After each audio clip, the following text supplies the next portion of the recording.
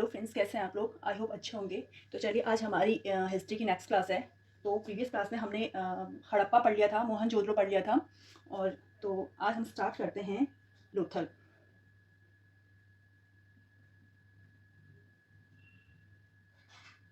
तो फ्रेंड्स, पिछली क्लास में जो एक मैंने ऐसा बताया था कि लोथल घग्गर नदी के तट पे है, तो वो आप इरेज कर लीजिएगा, उसको करेक्ट करके भोगवा नदी कर लीजिएगा। घग्गर के किनारे कालीबंगा है, ना कि लोथल।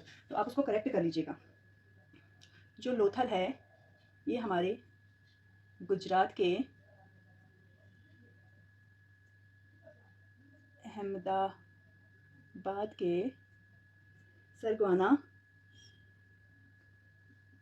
नामक ग्राम में है लोथल। जो लोथल है, ये है भोगवा नदी के तट पे। ठीक है, भोगवा नदी के बाईं ओर लोथल है। ठीक है, जो इसकी खोज हुई थी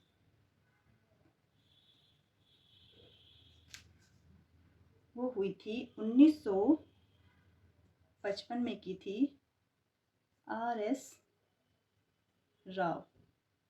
आर.एस. राव ने की थी इसकी खोज। ठीक है, तो अब हम ये देखेंगे कि यहाँ से क्या क्या मिले थे, जो हमारे अक्सर क्वेश्चन पूछे जाते हैं, जो से सिंधु सभ्यता से पूछे जाते हैं, वो इस टाइप के पूछे जाते हैं कि यहाँ से क्या क्या चीज़ें मिली थी। तो चलिए हम यहाँ से देखते हैं कि यहाँ से सबसे पहले तो जो लोथल था, ये सिंधु सभ्यता का प्रसिद्ध बंदरगाह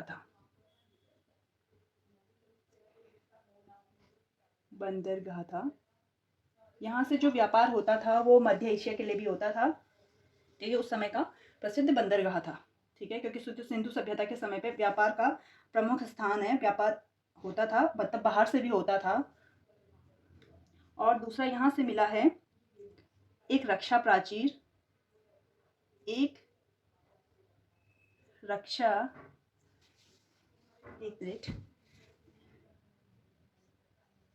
मतलब एक ही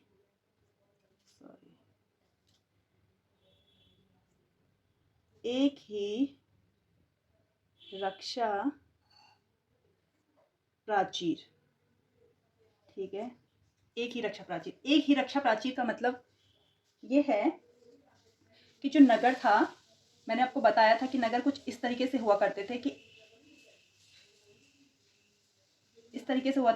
ये पश्चिम का हिस्सा था और ये पूर्वी हिस्सा था। तो जो पश्चिम का हिस्सा था, ये थोड़ा ऊंचाई पे होता था, और पूर्वी हिस्सा थोड़ा सा डाउन होता था। और जो ये पश्चिम का हिस्सा था, ये अलग इस तरीके से इसमें यूं करके ऐसे एक रक्षा प्राचीर होती थी और दुर्गीकृत किया जाता था। और जो पूर्वी हिस्सा होता था, उसको अलग तरीके से यूं करके दुर्गीकृत किया जाता था। तो जो लोथल में जो देखा गया है, उसमें एक ही रक्षा प्राचीर से दुर्गीकृत किया गया है। मानो बात, ये है पश्चिमी हिस्सा, ये है पूर्वी हिस्सा। तो इसको पूरे यूं करके एक ही रक्षा प्राचीर से दुर्गीकृत किया गया, जबकि और जगह ऐसा नहीं था, वहां अलग अलग तरीके से दुर्गीकृत किए गए थे। इसका यही मतलब है यहाँ पे। ठीक है, दूसरा है, यहाँ से युगल समाधियां मिली हैं। युगल समाधियां का मतलब है कि दो लोगों को एक साथ दफना दिया जाता था, उसे युगल समाधि कहते हैं। यहाँ से धान की भूसी मिली है, धान की भूसी के अवशेष मिले हैं यहाँ से। और यहाँ से मनका बनाने का कारखाना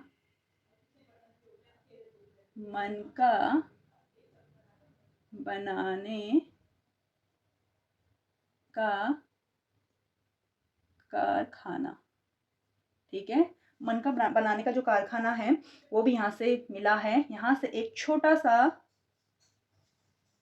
दिक सूचक मिला है। दिक सूचक का मतलब समझते हैं आप? जो डायरेक्शन, दिशा सूचक बोलते हैं जिसे, दिशा सूचक बोलते हैं, वो यहाँ से मिला था। क्योंकि उस समय अगर कौन सी दिशा में जाना है, उसका जो वो करना पड़ता था कि अगर हमें पूर्व जाना है, पश्चिम जाना है, तो वो जो दिक्सूचक होता था वो बताता था कि आप अभी किस दिशा में जा रहे हैं। तो वही यहाँ से मिला था। और यहाँ से एक फारस की मोहर भी मिली थी। फारस की मोहर मिली थी। जो फारस की मोहर थी उसी से, जो यहाँ पे मिली थी, उसी से पता चलता है कि जो उस समय की सिंधु सभ्यता का जो व्यापार था वो भारत के अलावा बाहरी देशों से भी हुआ करता था। जैसे फारस में ईरान है और इराक है, अफ़गानिस्तान है, इन सब जगह से व्यापार हुआ। मिस्र है, मेसोपोटामिया है, वहाँ से सबसे व्यापार हुआ करता था। ये फारस की इस मोहर से पता चलता है। तो आप इसको नोट डाउन कर लीजिए। और यहाँ से धान और बाजरे के साक्ष्य भी मिले हैं। धान और बाजरे के साक्ष्य के साक्ष्य भी मिलेंगे। पूछे जाते हैं इस तरीके से, मतलब इस तरीके से क्वेश्चन 4 ऑप्शन दे दिए जाएंगे और पूछा जाएगा कि युगल समाधियाँ कौन सी जगह से मिली है, धान की भूसी कौन सी जगह से मिली है। और मैं जो आपको ये बता रही हूँ ये केवल ऐसा है कि ये कहीं और से नहीं मिला होगा, तो ये इस टाइप के पूछे जाते हैं। जो लगभग सभी जगह से जिन जिन चीज़ों का जो जो चीज़ें मिली हैं तो कम पूछी जाती हैं, जो लेकिन जो यूनिक होता है वही ज़्यादा पूछा जाता है। तो आप इसको नोट डाउन कीजिए। चलिए, अब है नेक्स्ट है कालीबंगा। कालीबंगा, ठीक है। तो जो कालीबंगा है ये राजस्थान के गंगानगर में है, ठीक है। कालीबंगा, जो कालीबंगा का जो मतलब होता है ये होता है काले रंग की चूड़ियाँ, काले रंग की चूड़ियाँ, ठीक है। ये होता है इसका मतलब। तो जो कालीबंगा था ये जो ये कालीबंगा नगर था, ये था घग्गर नदी के तट पर, नदी के तट पर, के तट पर था, ठीक है। अब यहाँ इसकी जो खोज हुई थी वो हुई थी 1951 में। 1951 में जो खोज की थी वो की थी अमलानंद घोष ने। अमलानंद घोष, ठीक है। ये अमलानंद घोष ने खोज की थी। और जो इसका उत्खनन करवाया था, उत्खनन करवाया था ये 1961 यानी 10 साल बाद ये बीबी लाल और बीके थापर ने, बीबी लाल और बीके थापर,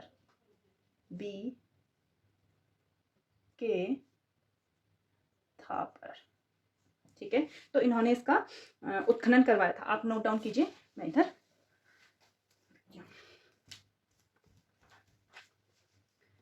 तो जो यहाँ से साक्ष्य मिले हैं कालीबंगा से वो मिले हैं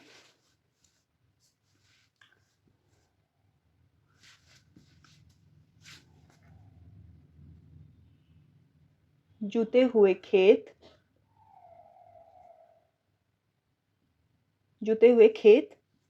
ठीक है। और जो यहाँ से मिला है वो मिला है अलंकृत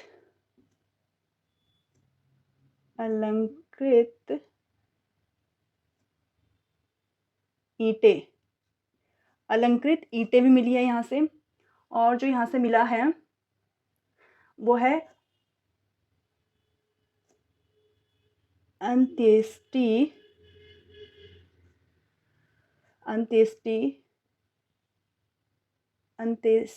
के साक्ष्य,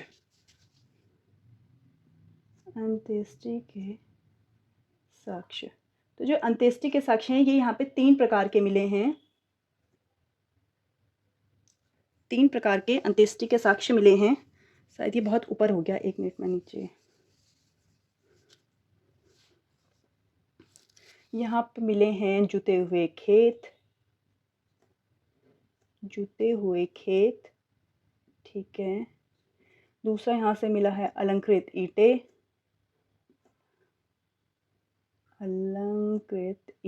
एक मात्र है जो अलंकृत ईंटें यहाँ से मिली हैं। अलंकृत मतलब है कि उन ईंटों में कुछ ना कुछ डिजाइन बना हुआ होगा, उसको बोलते हैं अलंकृत, ठीक है। एक प्लेन ईंट होती है और एक होती है अलंकृत, यानी कुछ ना कुछ डिजाइन बना हुआ होगा। दूसरा है अंत्येष्टि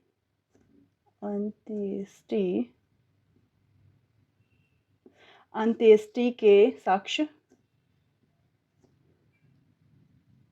तो जो अंत्येष्टि के साक्ष्य हैं ये हैं 3 प्रकार के, ठीक है। तो 3 प्रकार में एक तो था पूर्ण समाधिकरण,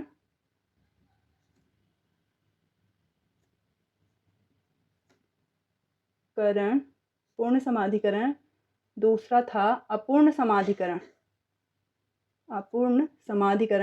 और जो तीसरा था वो था दाह संस्कार। ये सब कालीबंगा से मिले हैं, ठीक है। तो ये सब चीज़ें मिली हैं और अग्नि वेदिकाएं मिली हैं।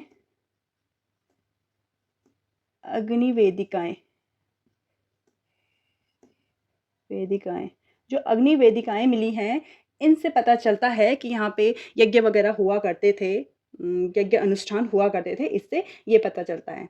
तो आप लोगों ने क्या करना है कि जो जो चीज़ें मतलब आप सिंधु सभ्यता का अंदाज़ा इससे लगा सकते हैं। जैसे कभी कभी क्वेश्चन आ जाता है उनकी राजनीति के बारे में और सांस्कृतिक जीवन के बारे में और धार्मिक जीवन के बारे में, तो आप जो जो चीज़ें मिली हुई हैं इसके आधार पर आप अपना आंसर लिख सकते हैं कि अगर कभी मेंस में लिखना हो कि किस टाइप की वहाँ पे संस्कृति थी, ये आप लिख सकते हैं। तो चलिए नोट डाउन कीजिए और हम पढ़ते हैं। नेक्स्ट है धौलावीरा।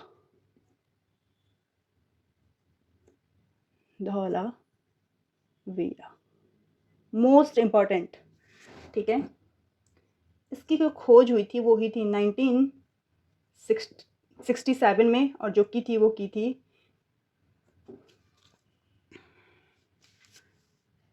जे.पी. जोशी जी ने इसकी खोज की थी 1967 में। ये जो है धौलावीरा है, ये है गुजरात के कच्छ में, ठीक है।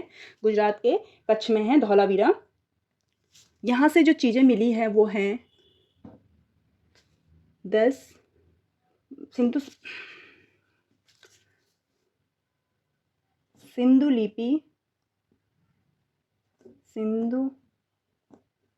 लिपि के 10 बड़े चिन्हों वाले शिलालेख। जो सिंधु सभ्यता की जो लिपि थी वो चित्रात्मक लिपि थी जिसको पढ़ा नहीं गया था, ठीक है। तो ये आती है आपके आग ऐतिहासिक काल में, क्योंकि आग ऐतिहासिक काल को जिसके बारे में मतलब जिसकी लिपि तो है लेकिन उसे पढ़ा नहीं गया है, तो वो थी हमारी सिंधु सभ्यता। तो वहाँ से सिंधु लिपि के 10 बड़े चिन्हों वाले शिलालेख मिले थे, ठीक है। दूसरा जो स्टेडियम होता है,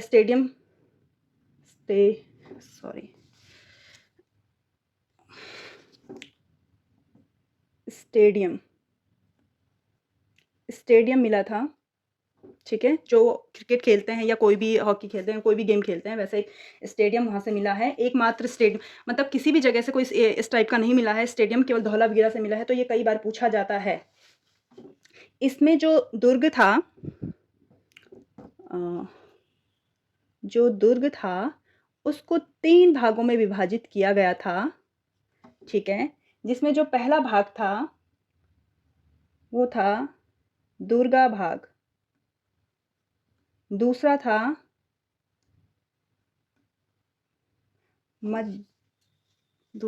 मध्यनगर, और तीसरा था निचला भाग, निचला नगर कर दो, निचला नगर। ये भी मोस्ट इम्पॉर्टेंट है क्योंकि ये इसलिए है क्योंकि देखो अभी तक जितने भी हमने नगर पढ़े हैं वहाँ पे ये 3 भाग बिल्कुल नहीं थे। इसमें धौलावीरा में है, स्टेडियम इसमें है, सिंधु लिपि के 10 बड़े, ये तीनों ही बहुत इंपॉर्टेंट है, आप इसे याद रखिएगा, ठीक है। तो चलिए यहाँ पे जल संरक्षण के भी साक्ष्य मिले हैं। जल संरक्षण के भी इसमें साक्ष्य मिले हैं। तो आप इसे नोट डाउन कर लिया होगा आपने या स्क्रीनशॉट ले लीजिए। तो हम आगे जो 2-4 शहर नगर बचे हुए हैं उसे कंप्लीट कर लेते हैं, फिर जितना रह जाएगा नेक्स्ट क्लास में हो जाएगा। आने वाली क्लास में हमारा सिंधु सभ्यता समाप्ति की ओर है, ये आपने नोट डाउन कर लिया होगा। तो सिंधु सभ्यता नेक्स्ट क्लास में समाप्त हो जाएगा, तो हम उसके बाद वैदिक सभ्यता, ऋग्वैदिक और वैदिक सभ्यता पढ़ेंगे। चलिए, तो एक शहर था जो हमारे बिल्कुल सिंधु सभ्यता में बिल्कुल पश्चिमी भाग था, वो था सुरकोटदा। सुरकोटदा ये था पाकिस्तान में, वर्तमान के पाकिस्तान में है, और उस समय के बलूचिस्तान में था। ठीक है, और यहाँ से जो मिला है वो मिला है घोड़े की अस्थियां व कब्रगाह मिला है यहाँ से। घोड़े की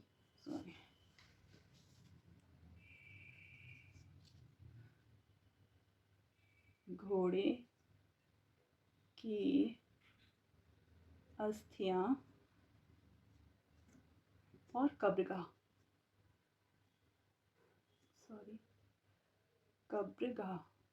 तो फ्रेंड्स, ये कई बार पूछा गया है, ये घोड़े की अस्थियां वाला कई बार एग्जाम में पूछा गया है कि कहाँ से मिली थी, तो आप इसको इम्पोर्टेंट कर दीजिए। और वैसे सारा ही इम्पोर्टेंट है पर फिर भी, और ये मिला है सुरकोटदा जो पाकिस्तान, वर्तमान का पाकिस्तान है, और उस समय का बलूचिस्तान था।